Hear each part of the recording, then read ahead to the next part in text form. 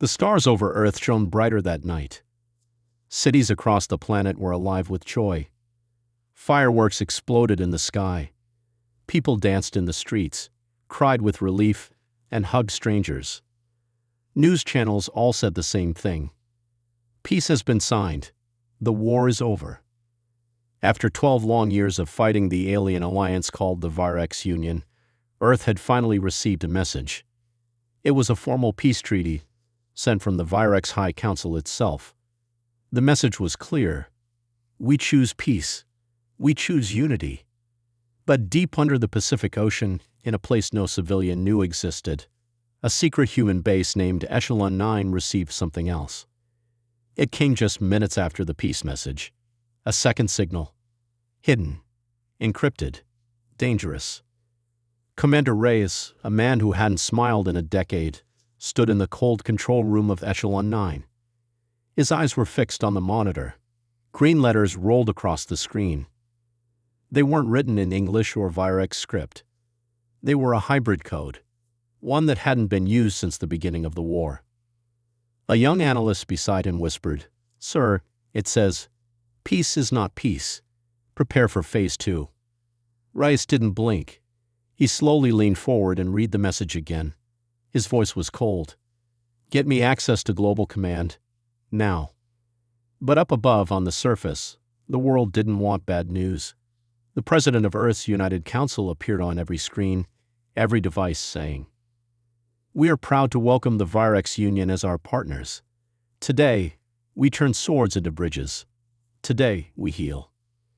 Commander Reyes never liked politicians. He didn't trust smiles that wide. He tried to speak. He sent the decoded message up the chain. He warned them. This is not a peace offer. It's a cover. They're planning something. But no one listened. The council labeled his warning as war paranoia. After all, Reyes had seen more death than any man alive. Maybe they thought he was broken. He was dismissed, silenced. 2 weeks passed. Humanity celebrated. Weapons were locked away. Defense budgets were cut. Soldiers were retired. But in the dark corners of the galaxy, Earth's outer colonies started to go silent. One by one. New Lisbon, Artemis 4, Vega Outpost. Gone. No signals. No distress calls. Just nothing. The official report said, solar storms. Reyes said, lies. He knew the truth. He knew the Virex. He had fought them on 6 different planets. He had watched them fake surrender before, and then strike when humanity's guard was down. He needed help. On the red dust of Mars, far from Earth's celebrations, lived a woman who didn't believe in peace either. Her name was Major Elara Voss. She had once been one of Earth's best field commanders. Sharp mind, sharper instincts. She was forced to retire after the last war, accused of disobeying orders. Her only crime? She had saved her team when command had ordered her to leave them behind. Now she lived alone in a forgotten outpost on Mars. Her days were quiet. Her weapons were dusty, but her instincts were still sharp. So when her communication console suddenly flashed with a priority code from Reyes himself, she didn't ignore it. "Commander Reyes," she said, her voice calm but alert. "Elara," Reyes replied. "I need you. They're coming back." She raised an eyebrow. "I thought we were at peace." He leaned forward in the video feed. They lied. He sent her the second message, the warning. Her eyes narrowed as she read it. "That's Virex hybrid code, only used in infiltration protocols," she said. Reyes nodded. "I think they're already inside our systems, inside our borders, and no one wants to see it." Elara looked toward the window, where the cold red landscape of Mars stretched endlessly. "I'll need weapons," she said, "and transport." "You'll have it," Reyes promised. "Check your perimeter. I think you're already not alone." That night, alarms screamed in Elara's outpost. An unidentified ship had entered Mars airspace. No ID, no permission, no warning. Elara didn't hesitate. She powered up the old missile systems. Locked on, fired. The alien ship crashed 5 miles from her base. Smoke and fire lit the Martian sky. She geared up and moved out fast. As she reached the wreckage, her scanner picked up movement. Inside the cracked ship hull was a child. Human. Dirty, frightened, barely 10 years old. His wrists were bruised. His neck had a strange collar, alien metal with glowing red marks. He looked up at her. His lips trembled. Then he whispered the words that made Elora's blood freeze. "They're already here, inside Earth." Elora carried the boy back to her base. Her mind raced. The Virex were not just preparing. They had already started. And Earth? Still partying, still blind, still in danger. She sent one final message to Reyes. "I have proof. They're using human children. And they're moving fast. We need to stop them. Now." Reyes replied within seconds. "Then we go to war. Peace is over." Elora Voss didn't sleep that night. The Martian winds howled outside, but inside her outpost, all she could hear was the boy's voice. "They're already here, inside Earth." She stared at him now, the small, dirty child lying on a medbed, wrapped in a thermal blanket. His eyes were hollow. His arms had marks like he'd been restrained for weeks. The alien collar around his neck still blinked slowly with red light. Elora didn't need more proof. This wasn't a rumor. This wasn't paranoia. This was war, silent, hidden, and already unfolding. She began scanning the collar.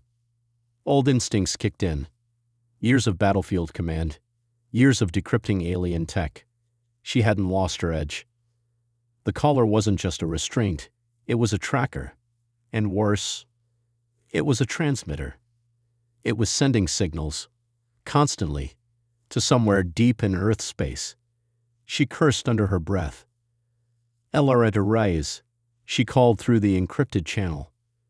"They're using these kids like signal beacons, Trojan horses, sending them home, then tracking Earth's weak points from inside." Reyes didn't sound surprised. "I knew it," he said. "We always feared infiltration. We just never imagined they'd use children." Elora gritted her teeth. "I need more time. This collar isn't just tracking. It's learning. Recording everything the kid sees. It's alien tech, but it's learning our systems like it's been trained on them." Outside the outpost, the wind changed direction, and the sand shifted in a strange pattern. Elora didn't notice at first. She was too focused, digging into the collar's code, and what she saw made her stomach twist. The collar was sending Earth's defense layouts, military positions, even names, and the names weren't random. She whispered, "It's targeting military families, homes of officers, students in command academies." She looked down at the boy. His name was Leo. He was only 9. He didn't even know the full truth. He had been taken from a colony 6 months ago. That's all he remembered. But someone, or something, had turned him into a living weapon. Suddenly, Elora's outpost systems began to flicker. The lights dimmed. Her radar flashed red. Multiple objects inbound. Fast. No ID. She jumped up, grabbed her weapon, and sealed the medroom. Outside, 6 small alien drones landed silently on the rocky surface. They looked like silver insects, sleek, deadly, and scanning. They weren't here to talk. They were here to erase the evidence. Elora didn't hesitate. She launched the defense grid. Turrets activated from hidden walls. Energy blasts tore through the Martian air. 2 drones exploded, but the rest scattered fast, circling like vultures. She moved quickly, grabbing Leo from the medroom and rushing him to the underground bunker. He cried out, "They're coming. They can hear me." Elora kneeled. "Listen to me, Leo. You are not a weapon. You're a boy, and I won't let them use you again." She pressed a cold device to his collar. "This will hurt, but it'll break their link." She triggered the disruptor.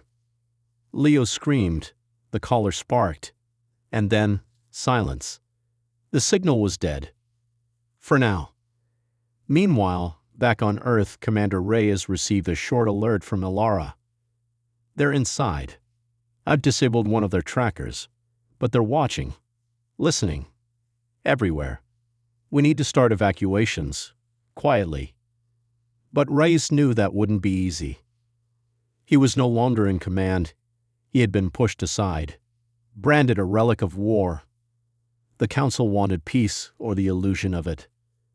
They didn't want old war heroes bringing fear back to the streets. But Reyes also knew something else. He didn't need permission to defend Earth. He opened a hidden channel. It went out to 7 retired officers, veterans, leaders, some hiding, some in exile. All once feared across the galaxy. Code Black, Operation Silent Blade. They're back. And it's worse than we thought. One by one, responses came in. Ready. About damn time. Tell me where to strike. Back on Mars, Elara held Leo close as the bunker rumbled. A final explosion echoed above. She checked the screens. The last drone had self-destructed. Too late. The caller's signal was gone. The evidence was secured. Leo looked at her with scared eyes. Will I be okay now? She smiled softly. The first time in years. You will. But now we fight back. That night, Reyes sat alone in a dark room. The message from Elara played on loop beside him. He knew what he had to do. He turned to a locked cabinet. Inside was a metal case. He opened it. Inside were 7 silver rings, each one engraved with a name and a symbol. The Ghost of Europa. The Blade of Titan. The Hellfire Widow. The Black Howl. The Silent Jackal. Elara Voss. Reyes. Earth's secret defenders. The ones no alien ever wanted to face again. He put on the ring. If peace was a lie, he whispered, then we give them war. The Earth Peace Council sat in silence, their hands folded, their faces calm. Outside the tall glass dome, Earth looked peaceful. Children played in parks. Traffic moved through clean, quiet cities. Birds sang above the marble buildings. Inside the council chamber, danger was being laughed away. You're telling me, said Chancellor Meros with a smirk, that retired soldiers, long forgotten by the people, are starting ghost missions based on a child's story. Reyes stood tall, his uniform plain, without medals. His voice was steady. I'm telling you we're being invaded. Quietly, patiently, and the boy wasn't lying. Elara Voss confirmed the signal. It was transmitting real-time data to an unknown alien relay. We've seen this tech before, just not like this. Councilwoman Tai raised her hand, bored. And where is this child now? Why haven't we seen the evidence? Reyes leaned forward. Because the second Elara disabled the signal, 6 alien drones tried to erase him from the map. They're using stealth tech. They don't want peace. They want submission. Slow and quiet. There was a pause. Then the council laughed. That laughter, it echoed through the chamber like a slow betrayal. Reyes didn't blink. You think war ended just because you signed a treaty, he said. But war doesn't care about signatures. The enemy changed their tactics. They learned our habits, our trust, our weaknesses, and now they're inside. Chancellor Meros rolled his eyes. This sounds like an old soldier wanting to play hero again. Reyes took out a small device. He pressed it. A hologram appeared. It showed Earth's capital, overlaid with dozens of tiny red dots. Each dot pulsed. They were all signals, like the one on Leo's collar. Meros squinted. What is this? Collar echoes, Reyes replied. From children recently rescued from alien colonies. Over 37 locations, schools, hospitals, even near this very building. They've already arrived. The laughter died. Now there was silence. But Councilwoman Tai wasn't done. This information was not shared through the proper channels, she said coldly. You bypassed security to collect this. I had no choice, Reyes said. You would have buried it. Like always. She nodded slowly. Then I'm placing you under review. Until further notice, you are not to interfere with planetary defense matters. Ray stared at her, then at the others. You're letting politics blind you. Again. Enough. Meros snapped. Leave, Commander, before you destroy the peace we've built. Reyes didn't move for a moment. Then slowly he turned and walked out. But as the heavy doors closed behind him, his words hung in the air. Peace isn't real if it only exists on paper. Meanwhile, halfway across the planet, a girl named Nena sat alone in a foster home in New Helsinki. She had no family, no friends. She barely spoke. 6 months ago, she'd have been rescued from an alien mining camp. Doctors called her a survivor. But no one ever asked what she remembered. Tonight, she sat by the window. Her eyes were empty. And in her small hands, she held a black marble. It was smooth, cold, and it pulsed with a soft red glow. Miles away, Reyes met Elara in a hidden hangar below the old Arctic base. They don't believe us, he said. I expected that, she replied. But we don't need their permission. She showed him a map. These are the confirmed signals. Most are moving, but a few are staying still, waiting. Reyes leaned in. For what? She tapped a blinking dot. That one's in New Helsinki, an orphan girl. I sent a scout drone to check. The signal just spiked. Reyes stood. Then that's our next stop. At the same time, inside the council chamber, something strange happened. The lights flickered. A faint sound like static crackled through their screens. Then all displays turned black, and a single word appeared. We're already home. Councilwoman Tay stood in shock. What is this? An emergency alert blared across the city. Several communication towers had just gone offline. But before anyone could act, the main power grid in the capital failed. The city fell into darkness. In New Helsinki, Nina whispered to the marble. They know now. The marble pulsed faster. And slowly from the shadows outside the foster home, 4 tall figures began to move toward the house. They weren't human. They weren't loud. And they didn't knock. Reyes and Elara raced through the sky in a stealth ship. Elara, Reyes asked, do you think the girl knows what she's carrying? No, she said. But it doesn't matter. They'll trigger it remotely if we don't get there in time. What happens if they do? Elara looked grim. She becomes a signal amplifier. A walking gateway. One they can open from light years away. Reyes didn't speak. He just gripped the controls tighter. As they approached New Helsinki, the city lights flickered again. Emergency sirens howled. People ran confused, unaware of what was really happening. Elara pointed. There, the Foster building.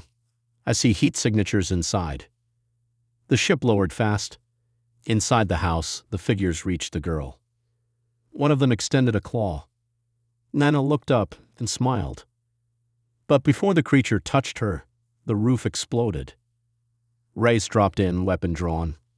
Step away from the girl. The room turned into chaos. Blasts flew. Windows shattered.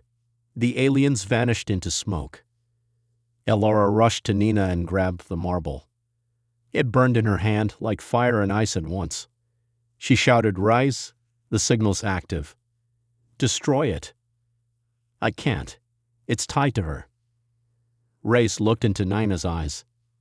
They were changing, glowing faint red. He had seconds to decide. Then he made the call. The light in Nina's eyes was not human anymore. It pulsed like a warning, bright red, cold and sharp. She didn't scream. She didn't cry. She just stood still while her skin shimmered with static.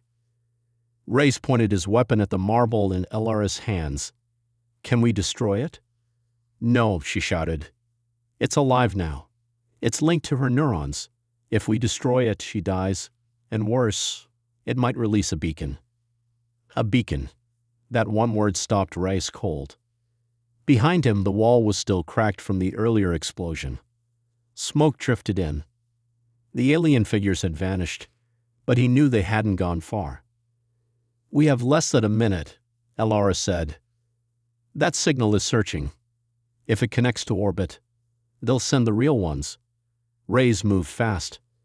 He dropped his weapon, stepped forward, and knelt in front of Nina. "Nina," he said softly, "I know you can hear me." Her red eyes didn't blink. "I know what they did to you. I know they made you afraid of people like me. But I'm not here to hurt you. I came to take that thing away. I came to bring you home." A tear ran down her cheek. For the first time, her mouth moved. "I didn't want to. I just wanted it to stop hurting." Reyes looked at Elara.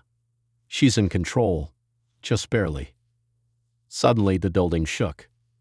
Outside, a massive shadow moved across the clouds. The wind howled louder. A ship, dark, smooth, silent, hovered above the city. Elara's scanner lit up. "They've locked onto her signal. They're coming for her. We need to move now." But Nina fell to her knees. Her voice was thin, shaking. "I feel them. In my head. They're pushing." Reyes held her shoulders. "Fight them. You're stronger than you think." From above, the alien ship began to lower something, a black, twisting object. It wasn't just a weapon. It was a gateway, a live anchor point to pull something through. "Evac ship inbound," Elara said into her comm. "ETA 2 minutes." "We don't have 2 minutes," Reyes snapped. "They're opening it now." Elara pressed her hands to the marble. "If I reverse the signal, if I reroute it, maybe I can overload their connection." Reyes looked at Nina. "Can you let her do it?" Nina nodded weakly.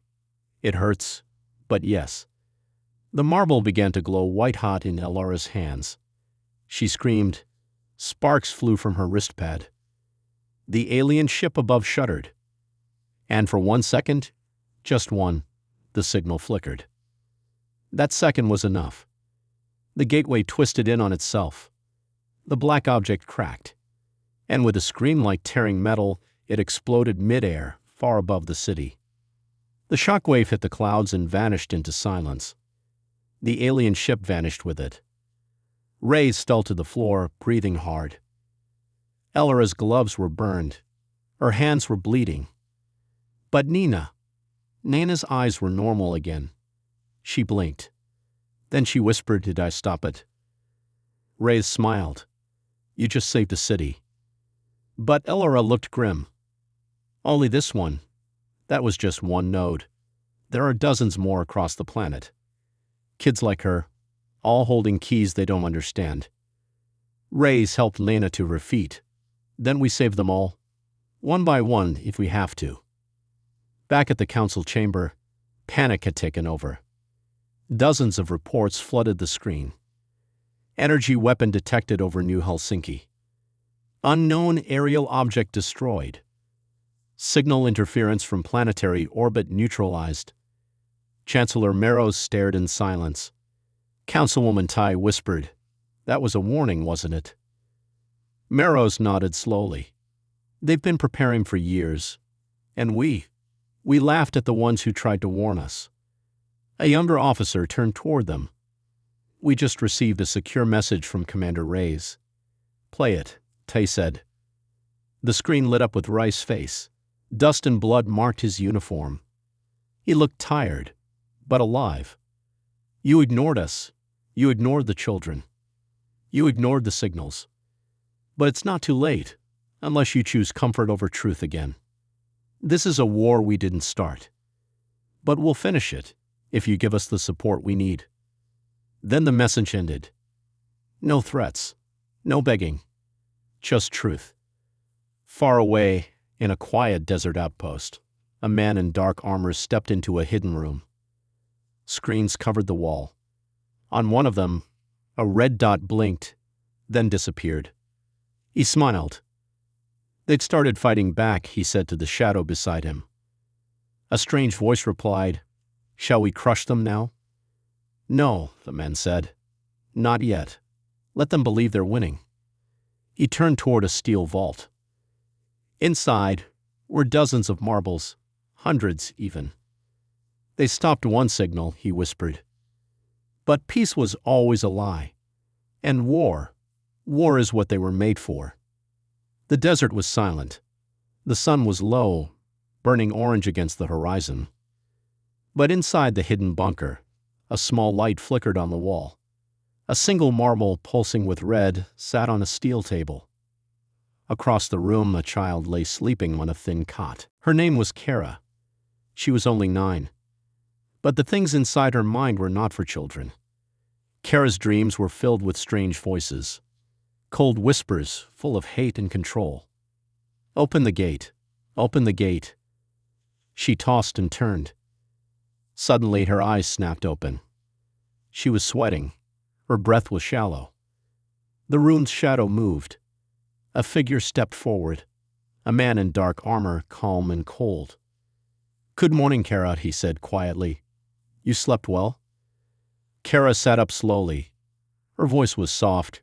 "Where am I?" The man smiled, but it was not warm. "You're safe. Here, you are special. You hold power no one else can match." Kara looked at the marble on the table. The red glow was like a heartbeat. "Is that me?" she asked. The man nodded. "Yes, you are the key, the weapon, the final answer to the peace they lied about." Far away, Rice and Elara watched the city from their ship's observation deck. "Elara, how many kids like Kara are out there?" Rice asked quietly. She sighed. "More than we want to admit. These marbles, they were made in secret, designed to hide inside children like Kara. Weapons disguised as innocence." Rice clenched his fists. "They planned this war all along." Elara's eyes darkened. "Yes. The treaty was a trap. The aliens never wanted peace. They wanted to weaken us, divide us. And now their secret army walks among us." Suddenly, the ship's alarm beeped. Elara checked the screen. "Signal detected. A new marble activated. Near Sector 12. We have to move fast." In the bunker, Kara stood. The man in armor handed her a small device. "Touch this," he said. Kara hesitated. The voices in her head were louder now. Urgent. "Open the gate. Open the gate." Her fingers brushed the device. The marble in her hand pulsed stronger. A bright light filled the room. Back on the ship, Rice and Elara raced toward Sector 12. "Elara, what happens if Kara opens the gate?" Rice asked. "The aliens can send their full force through. We won't stand a chance," Elara said. "She might not even understand what she's doing." Rice swallowed. "We need to reach her before it's too late." Kara's room glowed with power. The voices in her head became a roar. She screamed, clutching her head. "No, I don't want this," she cried. The man in armor stepped closer. "Remember, Kara, you were made for this. You are the key to their destruction." Kara looked up. Her eyes were red again.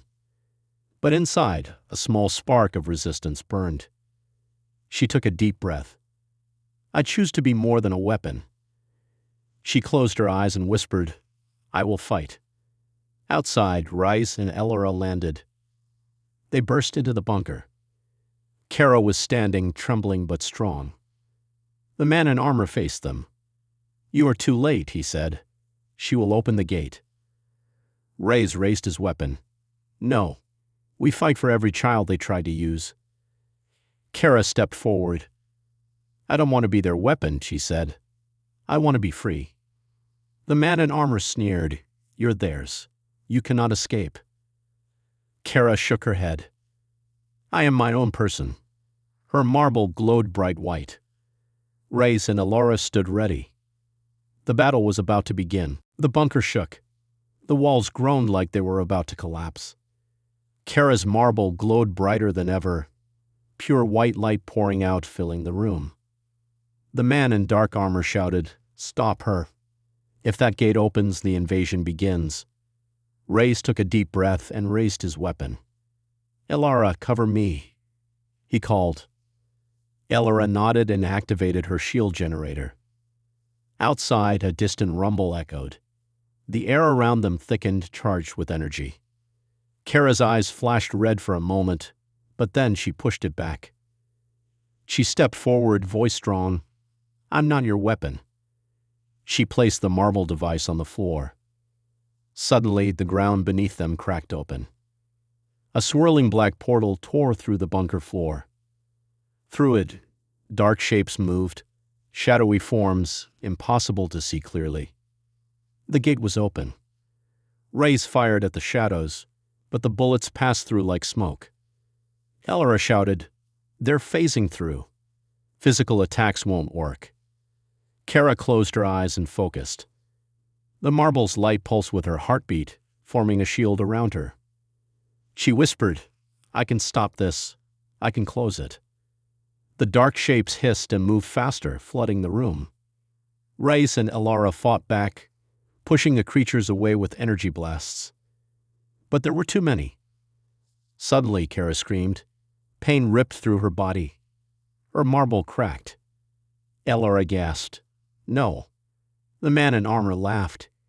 "You see, she can't control it." Kara gritted her teeth and fell to the floor. But then something changed. A bright light burst from inside her chest. Her red eyes shone like stars. She stood up, stronger than before. The marble in her hand healed itself. "I'm not just a weapon," Kara said. She raised her hand. The black portal began to shrink. The dark creatures screamed and vanished back into the gate.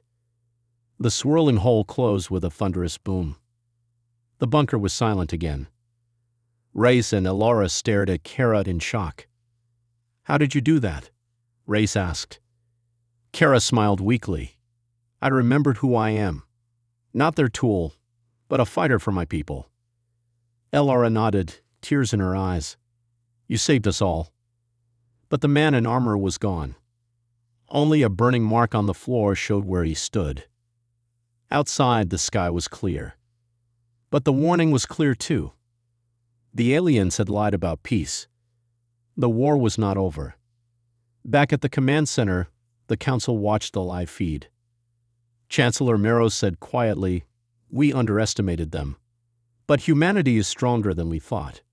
Councilwoman Tai nodded. "This child showed us the truth." Ray's message played again. "This is a war we didn't start, but we'll finish it." Meros clenched his fist. "We fight for our future." Far away, the man in dark armor smiled again. "They won this battle," he said, "but the war is just beginning." The sky burned red. Sirens blared across every city on Earth. The invasion had begun. Ships darker than night filled the skies. They moved fast, silent but deadly. Ray stood on the command bridge of the Earth Defense Fleet flagship. Elora was beside him. They both looked out at the alien armada. Reyes clenched his fists. "We knew this day was coming," he said quietly. "But now it's here." Elora nodded. "We fight for every life on Earth. We will not give up." Behind them, Kara stood strong. The child who was once a weapon, now humanity's greatest hope. The Council had made a plan. Earth's forces would split. Some would defend cities. Others would attack the alien fleet directly. It was a risky strategy. "Prepare for battle," Reyes ordered. Ships roared to life. Weapons charged. Kara's marble glowed brighter than ever. She held it tightly. Her red eyes scanned the horizon. The voices inside her were quiet now. She was in control. The alien fleet unleashed their first attack. Massive energy blasts rained down on Earth's cities. Buildings shook and crumbled. But Earth's defenders fought back fiercely. Elora's squadron swooped low, blasting enemy fighters. Reyes led the main assault against the alien mothership. It was huge, like a dark mountain floating in space. "We hit their command center," he said. "End this war." The battle was brutal. Lasers cut through the sky. Ships exploded like firecrackers. Inside the alien mothership, the man in dark armor watched the fight. He sneered. "They think they can win. He activated a secret weapon. A massive machine began to hum. Back on Earth, Kara felt a sudden pain. Her marble pulsed wildly. She saw a vision, the alien weapon. If it activated, all life on Earth would end. Kara shouted, "Rise! We have to stop that machine." Reyes responded immediately. "We're on it." Kara flew with the fastest squadron toward the mothership. Her marble lit the way. Inside the mothership's core, Kara faced the Dark Man. "You can't win," he said. "I'm not alone," Kara replied. Her marble burst with white light. The machine shattered. The mothership shook violently. Outside, Earth's fleet saw the mothership start to break apart. The alien ships began to retreat. Reyes smiled, exhausted but victorious. "We did it." Elora looked at Kara with pride. "You saved us all." But Kara was tired. She sat on the ground, marble dimming. Reyes sat beside her. "You're not just a weapon," he said softly. "You're humanity's greatest hope." Kara smiled faintly. "For peace," she whispered. The war was over, but the scars remained. The truth about the peace treaty was known. Humanity had been lied to. But now they were ready. Stronger, united. The stars above shone brighter than ever. And Earth stood tall, ready for whatever came next. The end.